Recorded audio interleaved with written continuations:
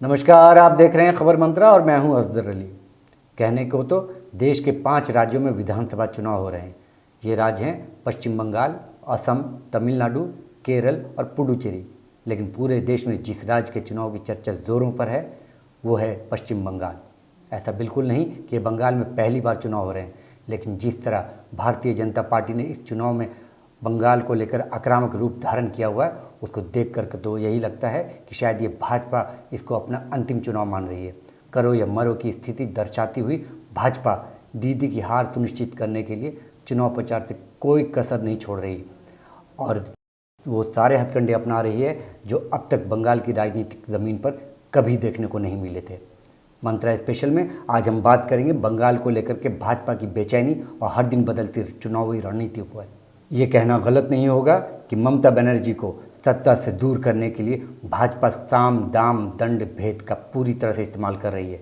बंगाल की सत्ता को लेकर भाजपा की बौखलाहट का असल राज क्या है, यह तो सिर्फ भाजपा वाले ही बता सकते हैं। लेकिन इससे एक बात तो बिल्कुल साफ है कि पूरे देश को डर और भय के माहौल में धकेलने वाली भाजपा को भी दीदी का डर बुरी तरह से सताने लगा है। बोल बम ताड़क बम, बोल बम ताड़क बम, बोल बम ताड़क बम।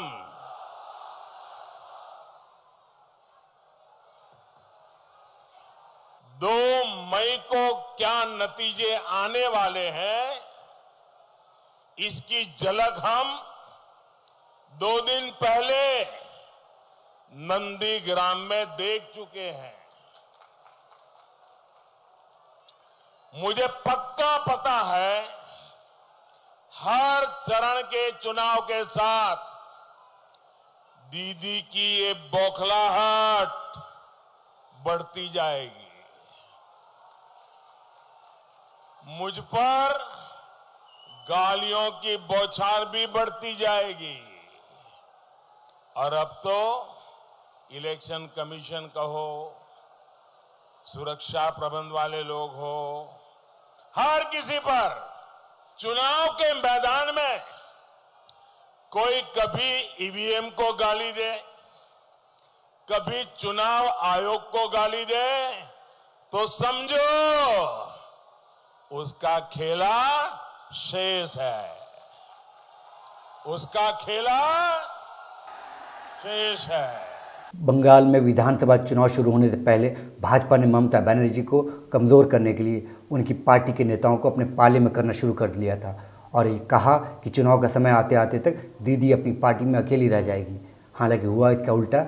दीदी की पार्टी में तो टिकट के दावेदारों की भारी भीड़ लगी रही, दूसरी तरफ भाजपा को अपनी पार्टी में उम्मीदवार ही नहीं मिल रहे थे, जिसकी वजह से पार्टी को दूसरी पार्टियों से आए 138 लोगों को अपना उम्मीदवार बनाना पड़ा।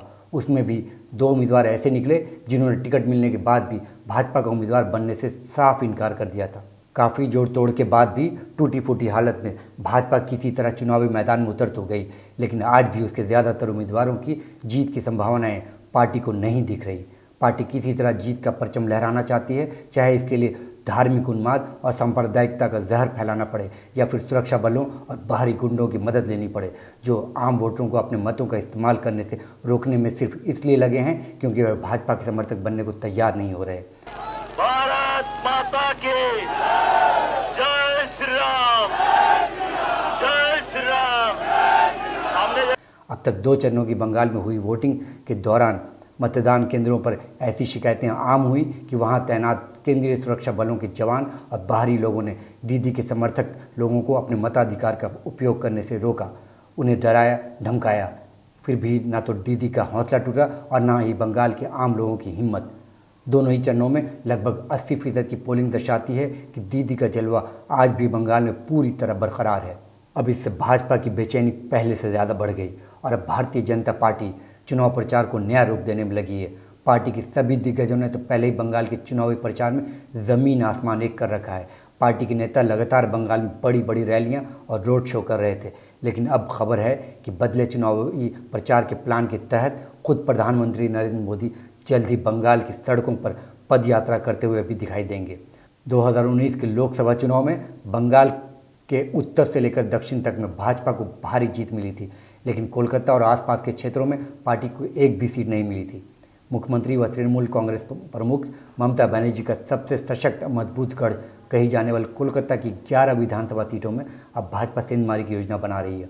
इस योजना में सर्वे सर्वा प्रधानमंत्री मोदी होंगे।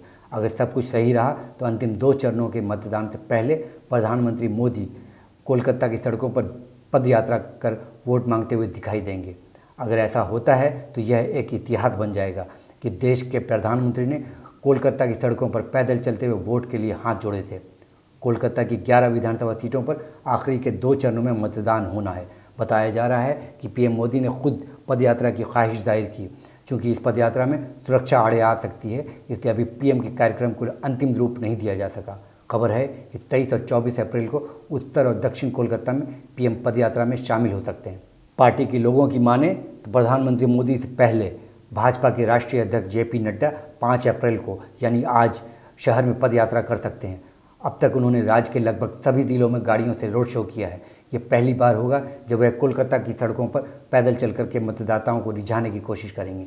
वैसे तो बंगाल में कई राजनीतिक दल हमेशा पदयात्रा और जुलूस निकालते रहते हैं। पिछले लोकसभा चुनाव में मुख्यमंत्री ममता बनर्जी ने भी कई बड़े पदयात्राएं की थी। कोलकाता में भी उन्होंने कई बार पैदल मार्च करके लोगों का दिल जीता था। इस बार पैर में चोट लगने के बाद से ममता व्हीलचेयर पर ही बैठकर जनसभाएं और रोड शो कर रही हैं। लेकिन देश का प्रधानमंत्री भी कोलकाता की सड़कों पर वोट मांगने को मजबूर होगा, ऐसा अभी तक किसी ने सोचा भी नहीं था। लेकिन सत्ता की ललक और हार का सामना कर पाने की हिम्मत की कमी की वजह से भाजपा की तरफ से अब जल्दी ऐसा होता हुआ भी दिखाई देगा। मंत्रा स्पेशल में अभी के लिए इतना ही। ऐसी ही खास खबरों को देखने के लिए आप बने रहें खबर मंत्रा के साथ और हमारे चैनल को लाइक, शेयर और सब्सक्राइब करना ना भूलें। नमस्कार।